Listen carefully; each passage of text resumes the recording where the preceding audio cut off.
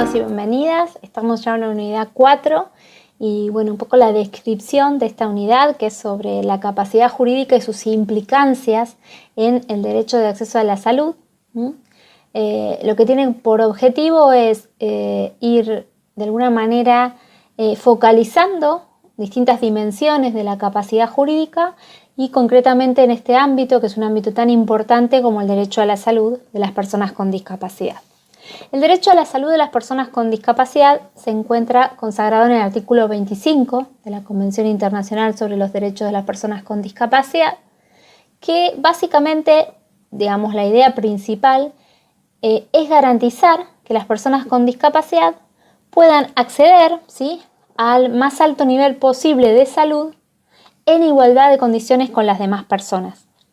Para eso, los estados tienen que garantizar ciertas cuestiones esenciales que tienen que ver básicamente con la prestación del más alto nivel posible de salud en igualdad de condiciones, esta cláusula antidiscriminatoria, que es en relación al acceso a la salud, que es en relación a los seguros de salud, seguros de vida también. Y también hay algo importante que focaliza el artículo 25 y que tiene que ver con que quienes integran el sistema sanitario y los sistemas de salud y los dispositivos de salud tengan una formación, más allá de sus profesiones u oficios, una formación desde esta perspectiva que venimos mencionando desde la unidad 1 en discapacidad y derechos humanos. ¿Por qué? Bueno, esto se relaciona con otro artículo de la Convención, que es el artículo 8 sobre toma de conciencia, ¿sí? El artículo 8, un poco lo que apela a los estados es a trabajar en la deconstrucción de esta imagen de la discapacidad que se ha ido gestando desde un modelo médico rehabilitador.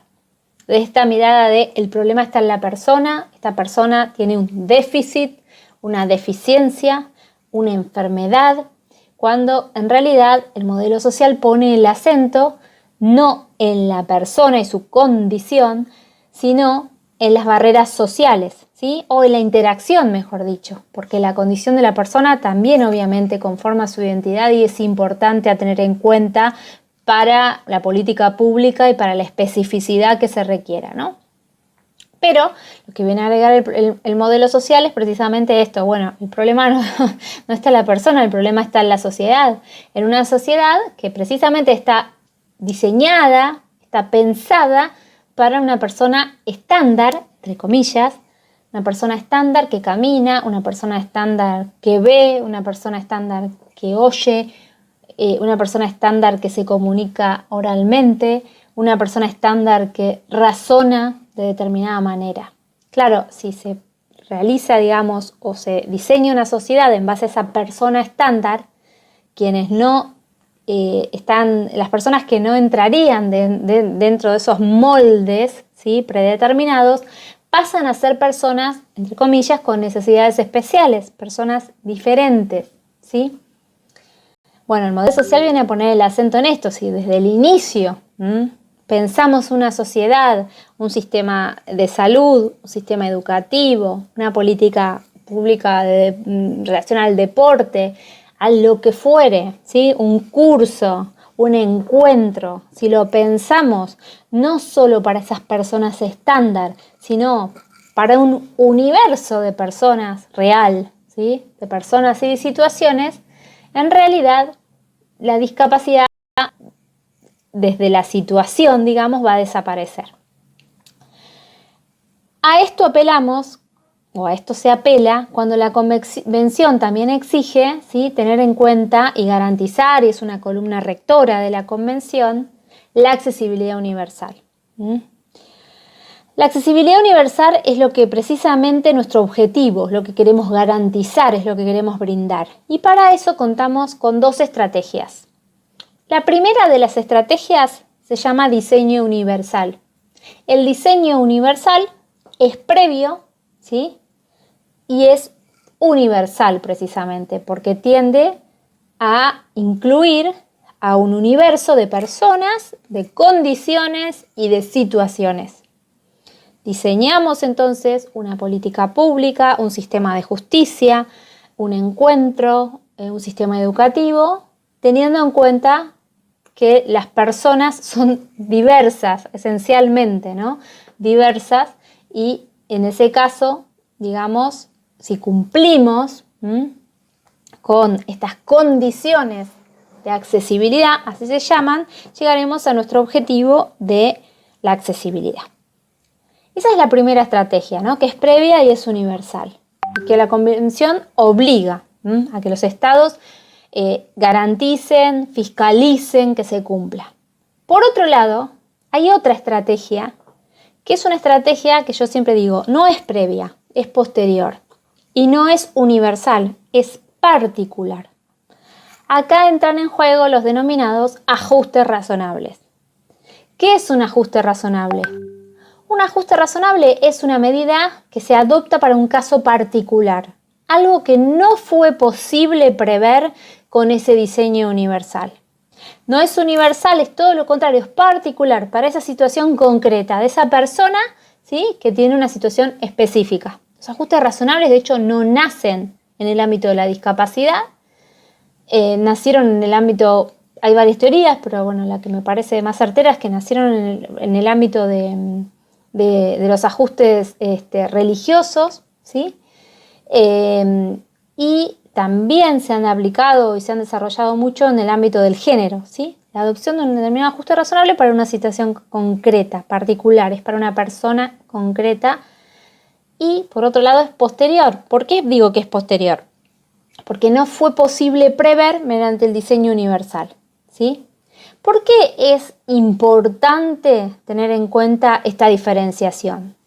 Es importante porque tanto la Convención Internacional como las legislaciones que existen, que prevén la obligación de garantizar accesibilidad, diseño universal y ajustes, hacen una diferencia. Las condiciones de accesibilidad son obligatorias per se, ¿sí?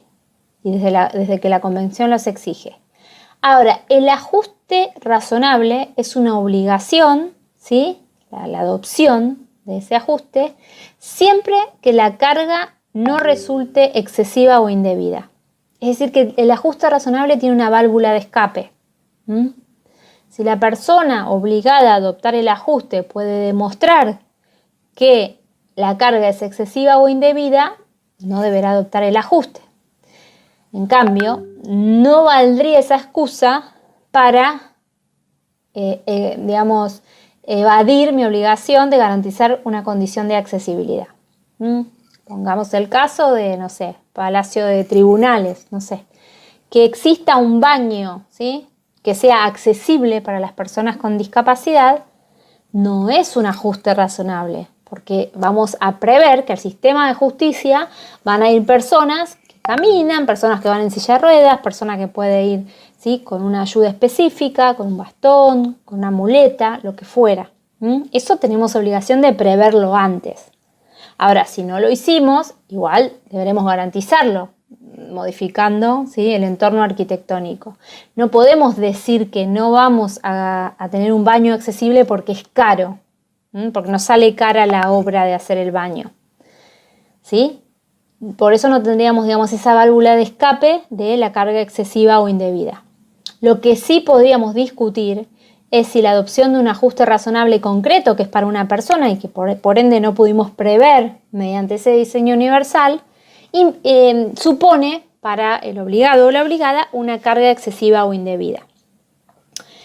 Esta diferenciación es muy importante y ustedes me dirán, bueno, pero ¿cómo se dilucida? ¿Qué sería razonable? ¿Qué sería una carga excesiva o indebida? Claro, ¿y quién va a resolver sobre todo? En principio resolverá la justicia, salvo que haya organismos específicos, como por ejemplo los hay en España, que se encargan, ¿sí?, de dilucidar estas cuestiones. Pero bueno, la diferencia es muy importante porque las condiciones de accesibilidad no tienen esa válvula de escape y sí la tienen los ajustes razonables. Y por otro lado, hay otro concepto que es importante aquí, que tiene que ver con los ajustes procedimentales en el ámbito del acceso a la justicia, los ajustes de procedimiento.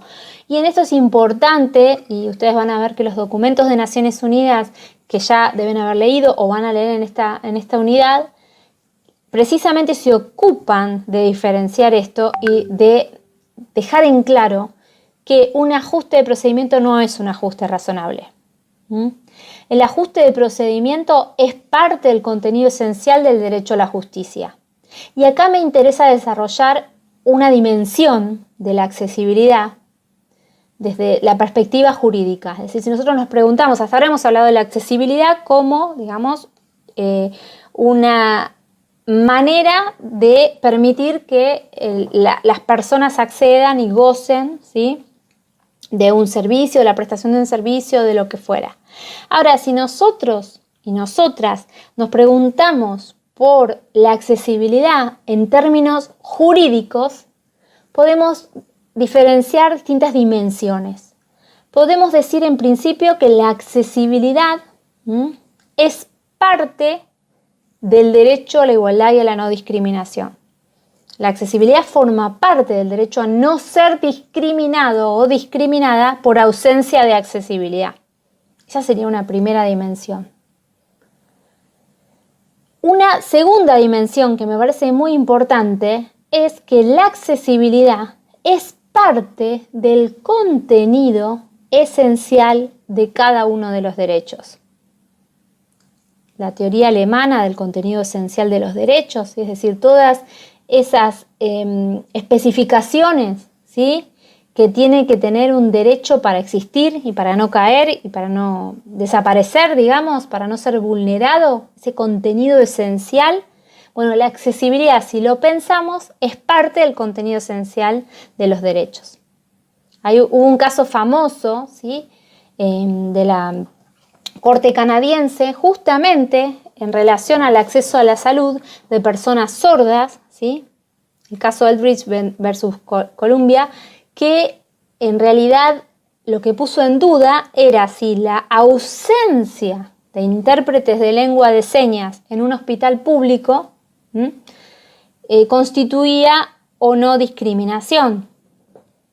Bueno, en primeras instancias, y esto ya hace varios años, se dijo que no, que en realidad que un matrimonio, ¿sí?, de personas sordas tuviera que dar a luz mellizos, ¿sí?, sin poder comunicarse con los profesionales de la salud, no era discriminatorio porque se le había brindado el mismo servicio que a las demás personas.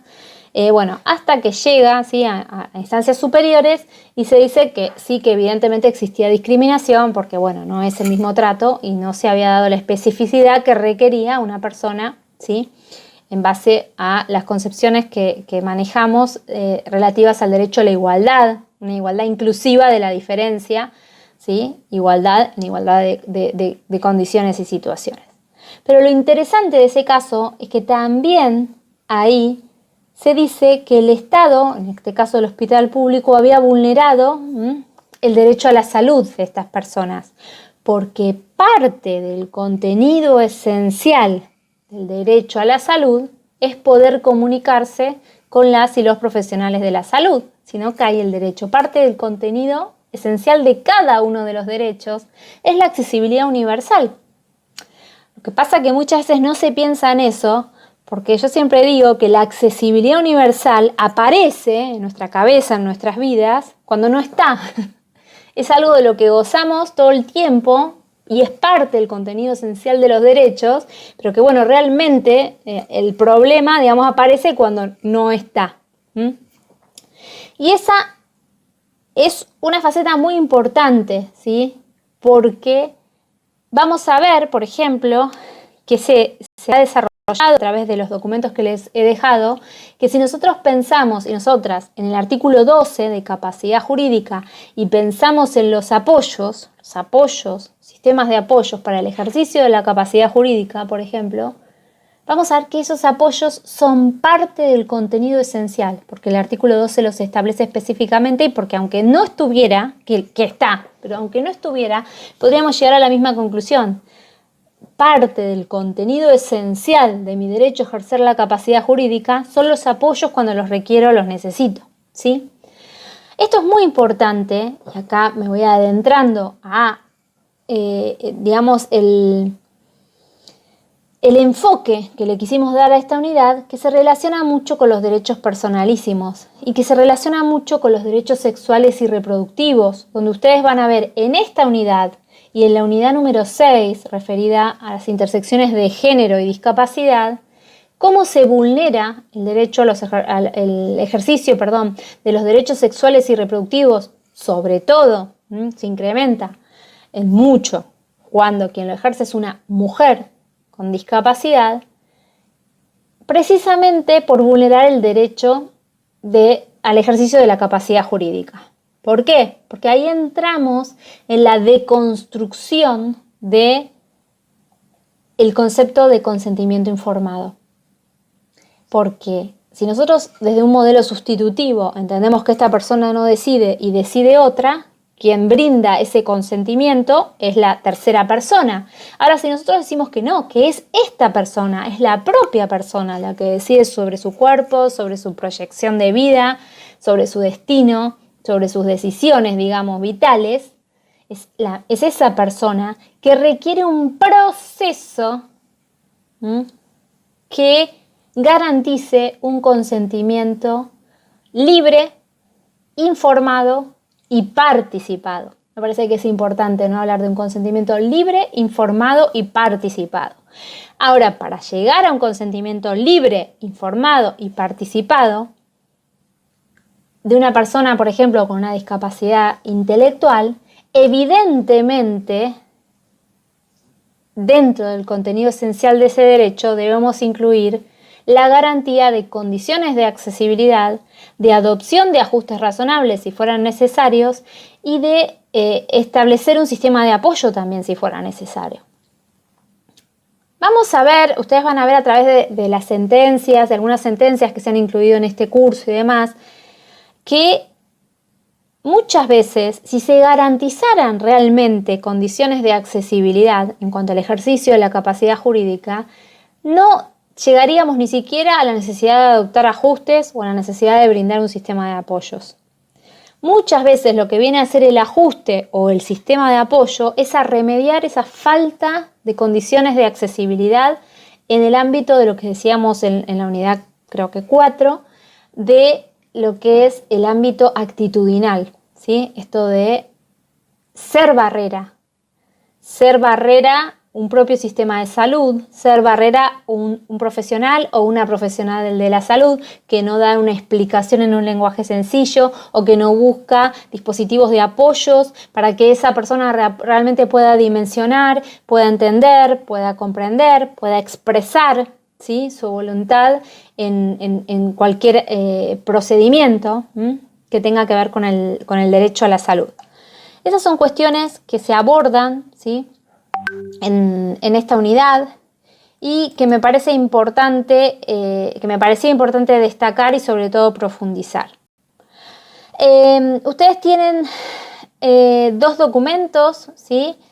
El informe de la relatora especial sobre los derechos de las personas con discapacidad y el reporte, o sea, uno es sobre los apoyos y el contenido y alcance de estos apoyos, y el otro es el reporte de la relatora sobre el derecho al más alto nivel posible de vida, donde también me pareció importante, más allá de que en esta unidad nos centremos más en la toma de decisiones en el ámbito de derechos personalísimos. También incluyo acá la situación muy difícil de las situaciones de internamiento, ¿sí? Eso por un lado. Y por otro lado, se ha incluido un artículo de María Graciela Iglesias. María Graciela Iglesias, además de ser una académica, ¿no?, y de que ustedes van a acceder a un artículo de ella desde la teoría, creo que es importante comentarles que ella es en este momento la secretaria ejecutiva del órgano de revisión de políticas en salud mental de la Argentina. Es una persona que tiene una trayectoria de haber sido primero jueza de familia y que ahora ejerce ese cargo hace unos años, y desde esa mirada ella escribe, y me parece que era importante transmitir toda esa experiencia de vida, más allá de, por supuesto, el alto nivel académico que tiene su documento, ¿sí? Su trabajo. Sobre el material audiovisual, bueno, les proveemos otro documental de esta serie de diversidades, en este caso concretamente del derecho a la accesibilidad, que me parece importante porque también ahí muestra los distintos ámbitos de la accesibilidad para que podamos construir, ¿no?, esta concepción o profundizar en esta concepción de la accesibilidad mucho más allá de lo arquitectónico y del físico, ¿no? Y por otro lado, compartimos una conferencia, ¿sí?, de mi autoría, donde de alguna manera intento desarrollar un poco más profundamente, que en este tiempo tan limitado que tengo para la presentación, estas dimensiones de la accesibilidad y estos conceptos de diseño universal, ajustes razonables y sistemas de apoyos, ¿sí? Los sistemas de apoyos en el contexto de la accesibilidad universal es un tema muy interesante, que se ha avanzado en Naciones Unidas y desde la teoría creo que todavía no tenemos desarrollado suficientemente y que sigue teniendo varias asignaturas pendientes. Ni les cuento la práctica.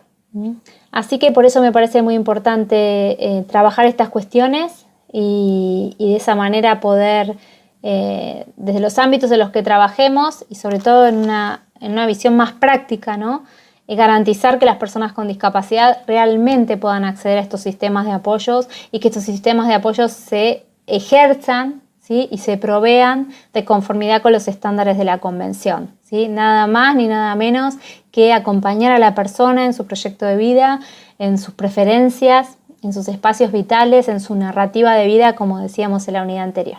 Bueno, espero de nuevo que lo disfruten y nos vemos en la próxima unidad.